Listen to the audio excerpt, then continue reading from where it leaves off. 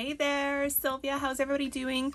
I am here to talk to you about Eclipse. So Eclipse is our radiance gel. It's an exfoliating gel that helps lift off the dead skin from your skin. So people use it around their cuticles to help with the dry cuticles. Just use it on your skin. You could use it on your feet as well and on your elbows. I always use it over a sink.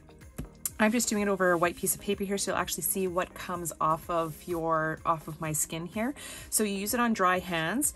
So let's get right to it. So this right here, you just twist up the cap, and you put on probably a nickel size, if I can get it open. There we go. That's about all you need, okay? So I'm just gonna close it here, and then you just start rubbing and rubbing and rubbing. You can immediately feel the granules starting to develop. There are no granules inside this thing. See, look at all the stuff that's coming, all the dead skin that's already coming off, and you just basically keep rubbing and rubbing. I know this is kind of gross, but keeping it real with you ladies, because I want you to see how well it works.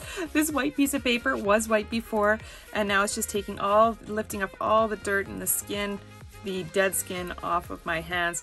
Now, typically I would go to a sink. I would actually be doing this over a sink, and then you just have to rinse off with warm water, and then you're good to go.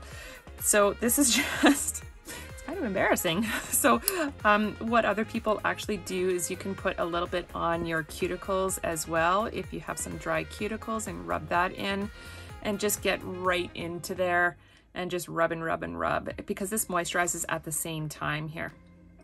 So I'm not going to keep you the whole entire time, because I would just rub until this goes. See, there's still more. So there's still more around my cuticles. And who knew my cuticles needed this much work? I use my cuticle oils all the time. Anyways, yeah.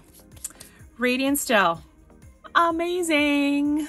Amazing magic in a tube. Eclipse. We'll chat with you soon.